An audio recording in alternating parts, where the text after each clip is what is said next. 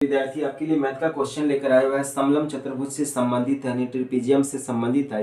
आइए क्वेश्चन को देखते हैं, डिस्कस करते हैं, सॉल्व करते हैं। देखिए क्या कर रहा है, ए बी सी डी क्या है, तो एक समलम चतुर्भुज है। क्या दी है, ए बी सी डी क्या है, तो एक समलम चतुर्भुज है। और उसका मान आप क्या कर रहा है, ए बी समांतर क्या है, सी डी। तो ए बी समांतर क्या हो गया, सी डी हो गया। समलम चतुर्भुज में दो भुजा समांतर होती है और दो भुजा क्या होती है, समांतर नहीं होती है। उसके बाद आपको दे रखा है ए बी बराबर 8 सेंटीमीटर, तो हमने लिख लिया ए बी बराबर 8 सेंटीमीटर। उसके बाद बी सी बराबर दे रखा है 10 सेंटीमीटर। उसके बाद सी डी बराबर दे रखा है 12 सेंटीमीटर और ए डी बराबर दे रखा है 16 सेंटीमीटर। तब हमसे क्या पूछा जा रहा है, A C square plus B D square, यानी विकर्णों का स्क्वायर का योग पूछा जा रहा है। विकर्णों के स्क्वायर का योग पूछा जा रहा है। याद कीजिए हमने पिछले वीडियो में बनाए हैं क्या, विकर्णों के क्या होता है, स्क्वायर का योग का फॉर्मूला क्या होता है। देखिए तो ए सी स्क्वायर प्लस क्या है, बी डी स्क्वायर, विकर्णों का स्क्वायर। जो समांतर भुजा है उसको छोड़ दीजिए, तो क्या असमांतर भुजा क्या है, तो ए डी। क्या लिखेंगे, ए डी का स्क्वायर। उसके बाद एक असमांतर भुजा क्या है, तो बीसी है। उसके बाद क्या होगा, बीसी का स्क्वायर प्लस 2 गुने समांतर भुजा का गुणनफल, यानी क्या, ए बी गुने क्या लिखेंगे, ए बी गुने क्या लिखेंगे, सी डी। ए बी गुने क्या लिखेंगे, सी डी। आप देखिए क्या मान है, एडी का मान कितना है, तो एडी का मान है अपना पास कितना, 16। तो 16 का स्क्वायर प्लस बीसी का मान कितना है, तो 10 का स्क्वायर। उसके बाद 2 गुना एबी का मान कितना है, 8 है। और उसके बाद सीडी का मान कितना है, तो 12। अब इसको गुना कर दीजिए। 16 का स्क्वायर कितना हो गया, 256। 10 का स्क्वायर कितना हो गया, 100। अब इसको गुना कीजिए, कितना हो गया, ये हो गया कितना, 24। 12 96, 96 के 2 से गुना किए तो 6 दूनी 12, 9 दूनी 18 के 19, कितना आ गया, 192। 192। अब सभी को जोड़िए, यहाँ क्या हो गया, A C square plus B D square. इन दोनों को जोड़िए, जोड़ने पर क्या आ गया, 2 0 कितना हो गया, 8 हो गया। यहाँ क्या हो, 9 9 5 14 के 4, एक आ गया, 3 1 4, यानी 498। 498 कहीं पर है, 400 नहीं, 14 के 4 केरी एक था, कितना हो गया, 5, यानी 548। 548 सेंटीमीटर कहाँ पर है, तो 548 सेंटीमीटर हम देखते हैं तो क्या होगा, डी ऑप्शन में है। इसी प्रकार क्या होगा, इसका डी ऑप्शन क्या होगा, सही होगा। आगे भी क्वेश्चन लेंगे, फिलहाल इतना ही।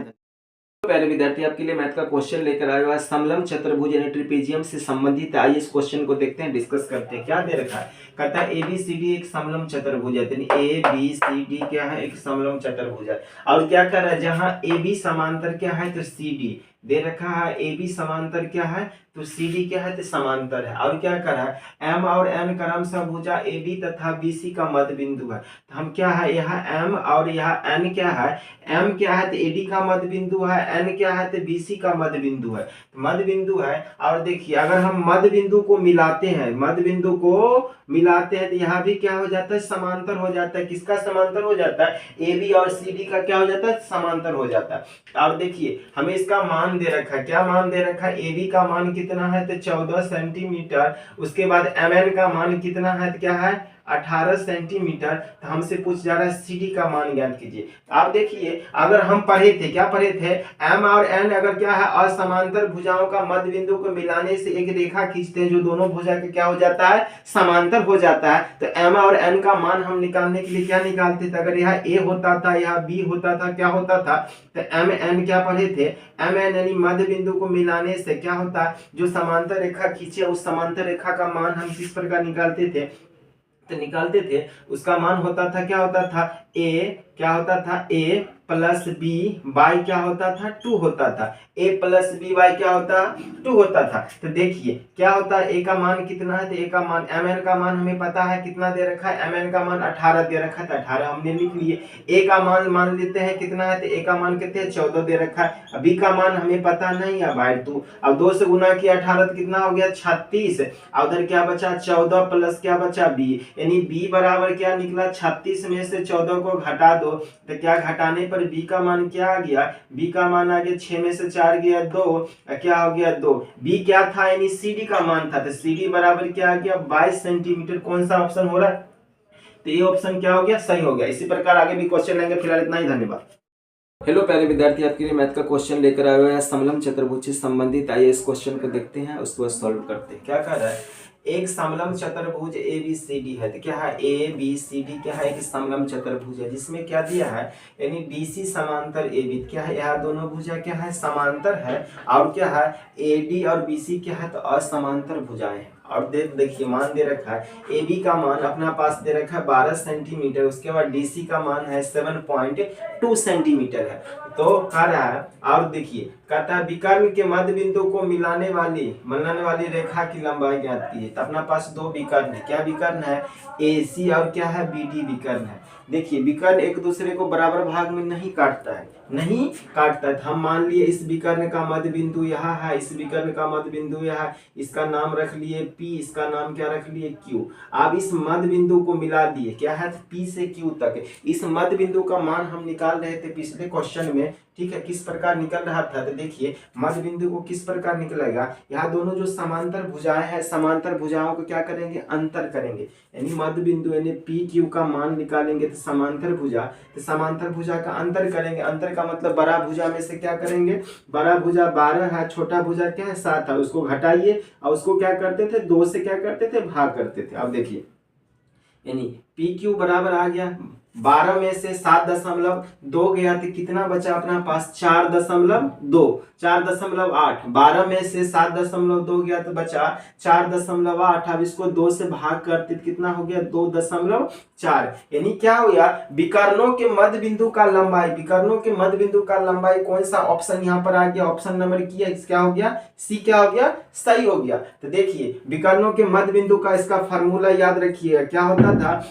था विकर्णों का मध्य बिंदु, यानी मान लीजिए क्या है, PQ का मध्य बिंदु का लंबाई क्या होगा, समांतर भुजा, तो A-B/2 का क्या होता था, मोड होता था। वही फार्मूला से क्या किया, क्वेश्चन को सॉल्व किए। आगे भी इसी प्रकार के क्वेश्चन लाएंगे। फिलहाल इतना ही, धन्यवाद। आपके लिए समलम चतुर्भुज के संबंधित कुछ जानकारी लेकर आएगा, क्वेश्चन भी लेकर आओ, आइए डिस्कस करते हैं। क्या दे रखा है अपना पास, ABCD मान लीजिए कोई एक समलम चतुर्भुज है, और उस समलम चतुर्भुज में क्या है, दो समांतर भुजाएं होती है।